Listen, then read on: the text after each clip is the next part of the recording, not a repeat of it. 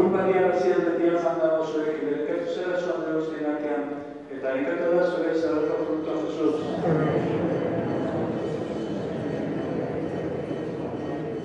Agur Maria Garcia betia janda zuek, berekatu zera zuan deuzten artean, eta inkatu da zure zaberko fruto Jesus.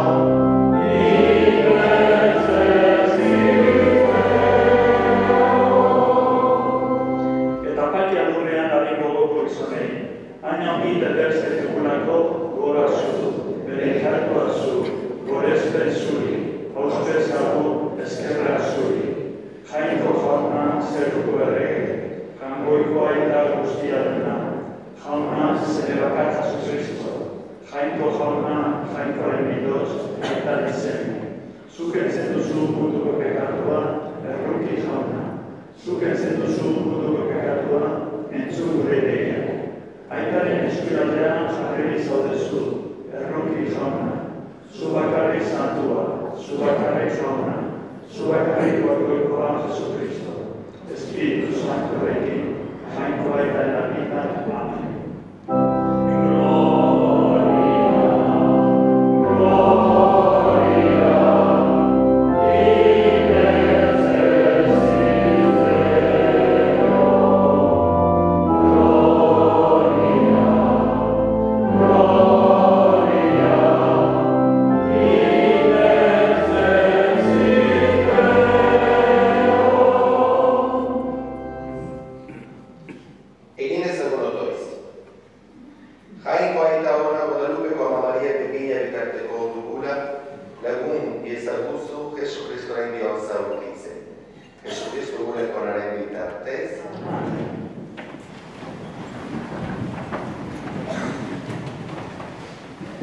Deuteronomio liburutik. Moisés onera mintzatu zitzaion herriari. Entzun orain Israel. Lehenentu eta arau bat bete ditzazuen erakusten dizkizuet.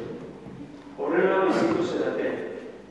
Jaunak arrazoen jaingoikoak eman dizuen lurrean sartuko zerate eta haren jabe egingo. Ez erantzi ezer, ez kendu ezer.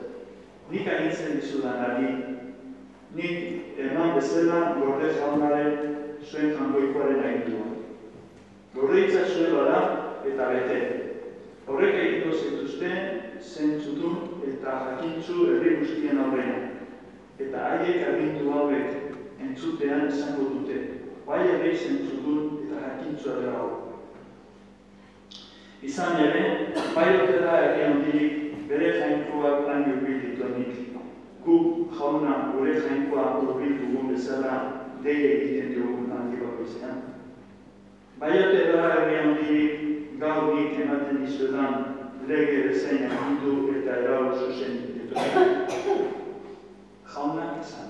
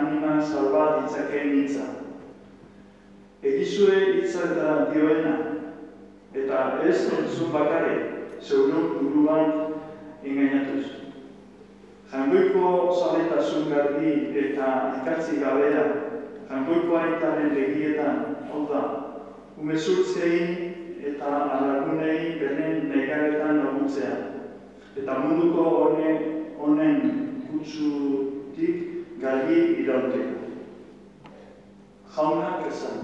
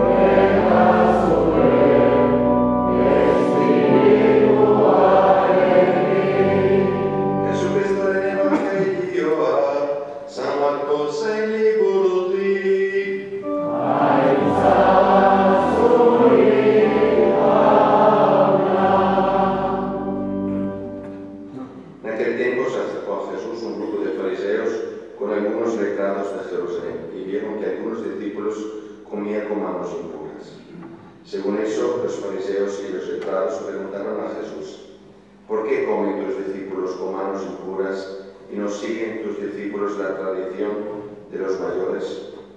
Él les contestó: bien profetizó Isaías de vosotros, hipócritas, como está escrito: este pueblo me honra con los labios, pero su corazón está lejos de mí. El culto que me dan está vacío, porque la doctrina que enseñan son preceptos humanos. Jauna Kisana.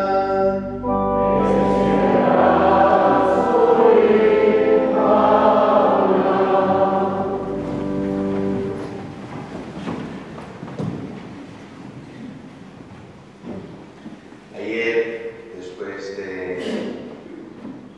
la misa de las novenas, se presentaron como unas cuantas personas para pedirme si necesitaba ayuda para cortar árboles.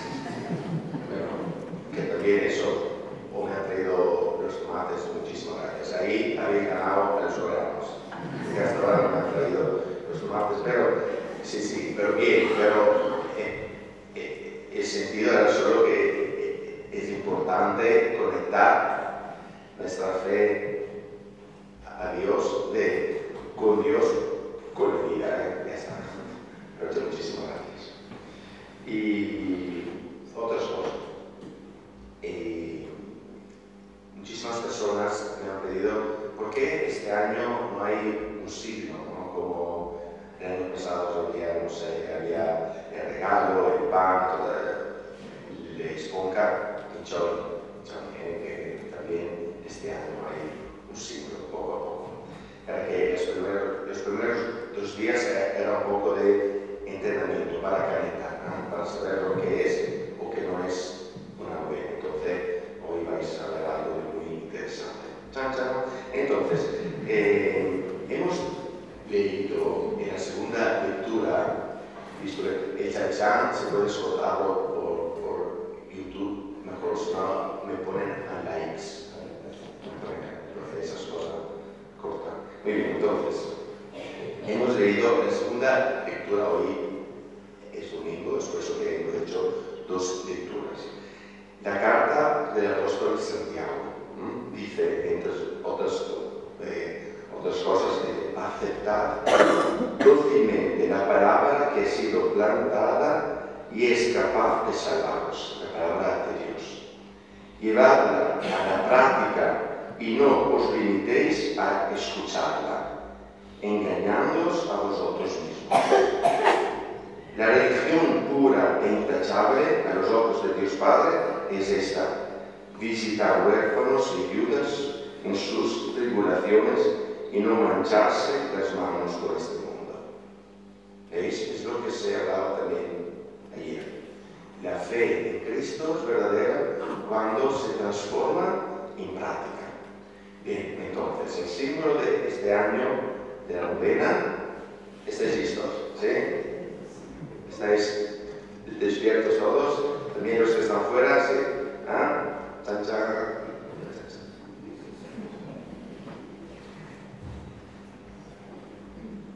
símbolo de este año es una radio. Bonita, ¿no?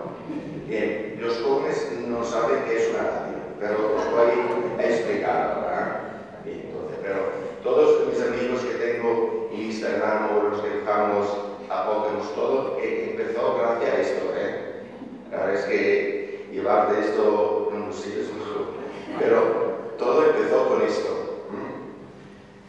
¿Por qué este año he cogido una radio como símbolo de vida? Porque la novena puede ser representada con una radio. Os voy a explicar. Para los más jóvenes, ¿no? ¿Qué pasa? ¿Por qué cuando se enciende, si tenéis una radio así en vuestro coche o esa cosa? ¿Por qué cuando se enciende se oye música, palabras, lo que haya? ¿Por qué eso? ¿Por qué pasa? Es un fenómeno físico, que también en los móviles funciona así. Hay un transmisor, un emisor, que transforma unos señales de audios, de visuales, en ondas, ondas que están en todas partes.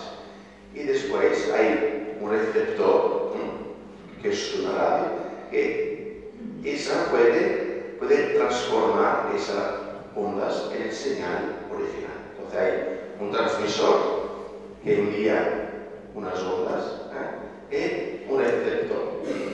Muy bien. Entonces, ¿por qué la novena es una radio? La novena puede ser un receptor para nosotros. Aquí nuestro transmisor es Dios, la Virgen, su palabra.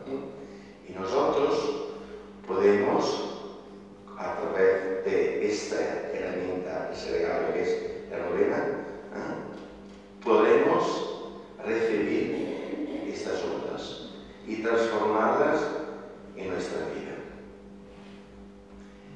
A nivel técnico se dice que una radio se sintoniza, sintonizarse. Había un profesor mío, el famoso profesor de las tazas, que dice siempre que en la vida el problema más grande es sintonizarse. Siempre estamos sintonizados, con todos, conmigo mismo, con los demás, pero como en una radio tienes que buscar la estación bien, porque hay también muchos ruidos, otras cosas, interferencias se llaman a nivel técnico. También nosotros en la vida tenemos que buscar la estación que nos gusta escuchar. Entonces, el consejo que yo tengo hoy, que tengo por esta novena, sería interesante este año tener la fuerza, tener el regalo también de saber sintonizar nuestra vida con la palabra de Dios. ¿Qué significa eso? Vamos a hacer un experimento hoy, todo el día, o toda la novena, no sé. Vamos a pensar, cada uno piense por qué es importante para él su relación con Dios. Pues son las enseñanzas que vosotros veis importantes, qué es lo que Dios os dice de importante o que habéis aprendido en vuestra vida sobre vuestra vida. No sé, como puede ser, Dios a mí me ha enseñado a perdonar, Dios a mí me gusta cuando dice que somos todos hermanos. Bueno, hay unas cuantas cosas, ¿no? Que si vosotros estáis aquí es porque hay una sintonización entre nosotros y Dios. Bien, vais a pensar algo que es importante para vosotros de vuestra relación con Dios. Y vais a intentar hoy a sintonizar todo el día hacia esto. No sé, por ejemplo, si para mí es importante que Dios me ha enseñado que somos todos hermanos, hoy intento de aprovechar de todas las oportunidades para vivir eso. No sé, a mí me cuesta perdonar a una persona. Bien, hoy voy a pedir a Dios, voy a pedir después en la novena cuando se canta el salmo, voy a pedir fuerza para ver cómo puedo relacionarme otra vez con el perdón hacia esta persona. Algo de práctico. Para transformar este señal, esta onda, este consejo de Dios en algo concreto en mi vida. Eso es utilizar la novena como una radio. Entonces, buena sintonización a todos. Nos ponemos de pie.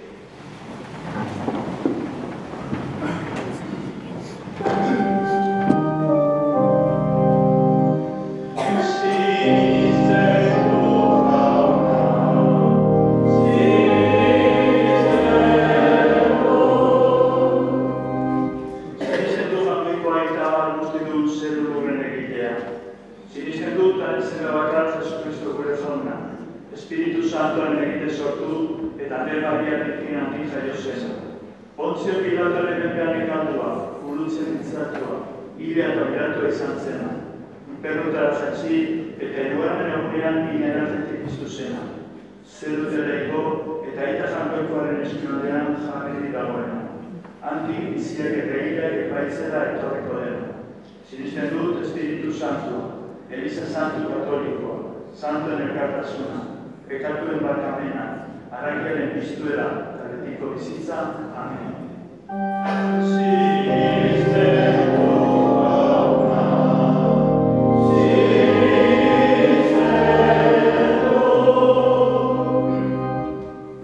Ofrecemos a Dios todo lo que tenemos en nuestro corazón.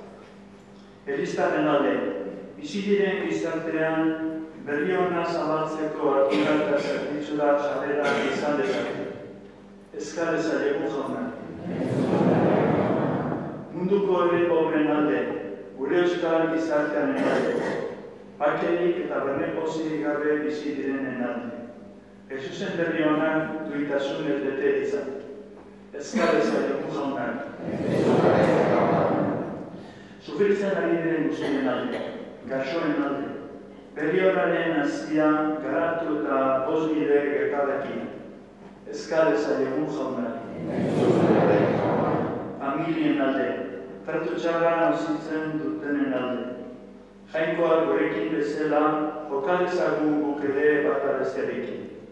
Eskal ezaiegu jauna.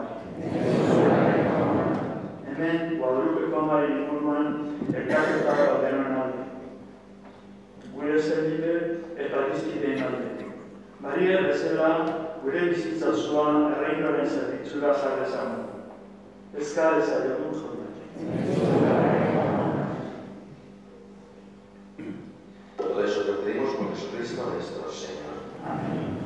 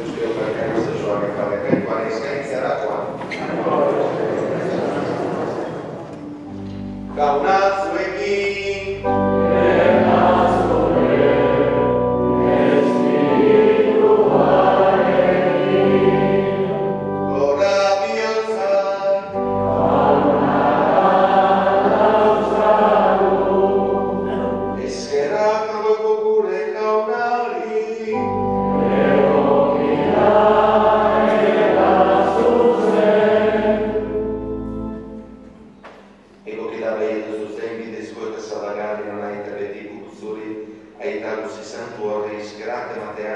Jesucristo zure semene ere bitartez. Kristo da izanere zure izan, arain bidez egin dituzuderen guztiak, ura bidale dituzuzat zaila derosle, Espiritu Santoren gizon egin eta beginak handik jaio. Erak zure naia betetzeko, eta zure ere santua irabatzeko, guruzean bezoak zabaldu zituen, eta eriozte zereztuz, nagusia gertu zuen piztu ere. Horregatik egin eta santu guztiekin, guk ere zure ospekain zagoresten dugu, Dios batez kanta.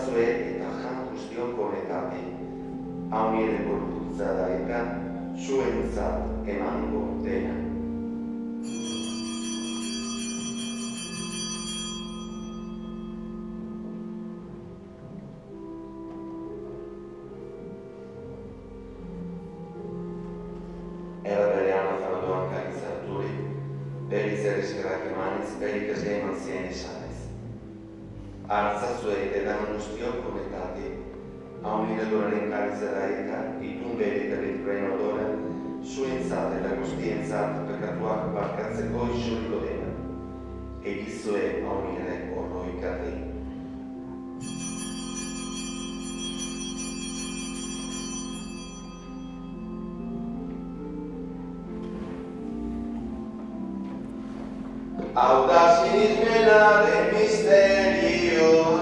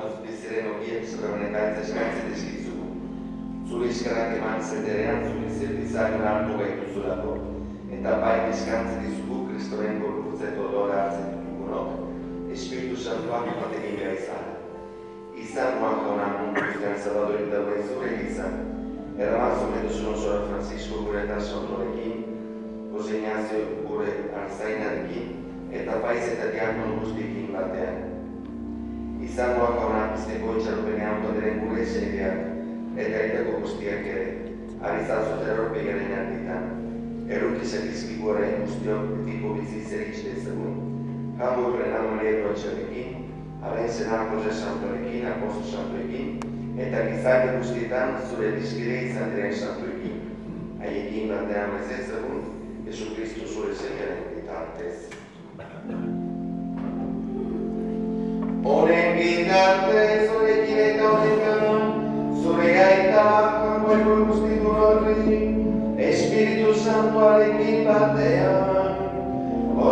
Alleluia.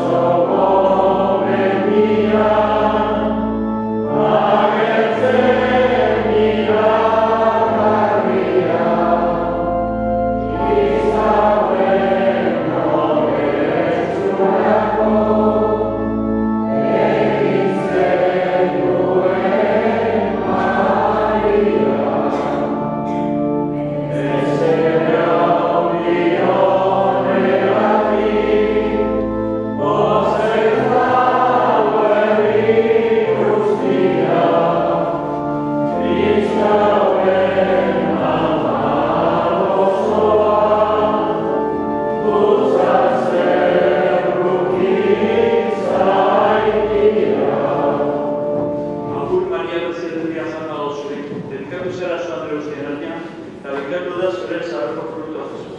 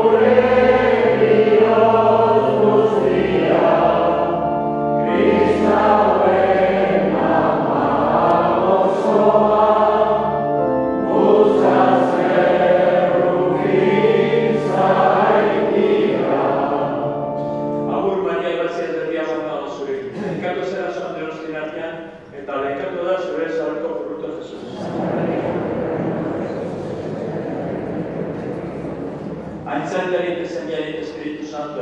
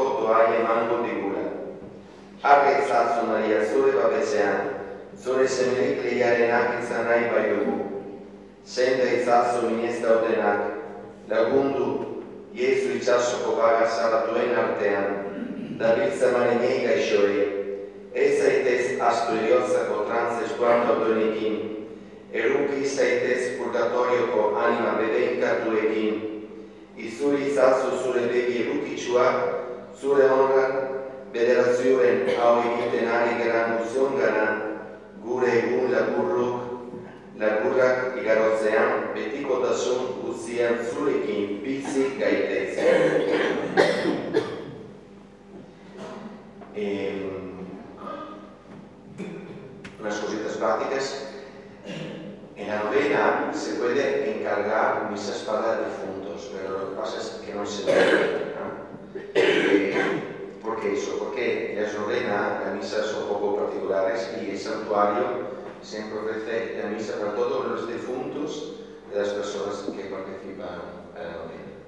Entonces ya se reza para vuestros difuntos y si después uno quiere hacer una misa particular, pero es por eso que no se nombra, porque ya están todos vuestros difuntos. Y como siempre, que me he olvidado desde el primer día, después de misa se puede ir arriba al camerín a besar la Virgen. Eso sí que se puede hacer. Ahí también vinieron un grupo de muy bien, eso sí que se puede hacer. Otras cosas, algo que podemos hacer hoy, cada vez que hoy vais a ver una radio, una tele, un móvil, que todos tienen el mismo principio, os podéis preguntar cómo yo estoy sintonizado o conexo con Dios, cómo es mi sintonización con Dios.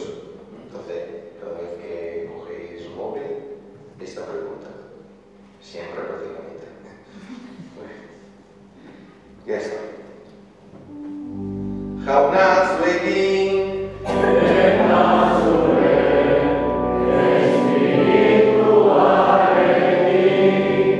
benedicta esta terra prima cultus Dei, aita que la semea et Spiritus Sanctua.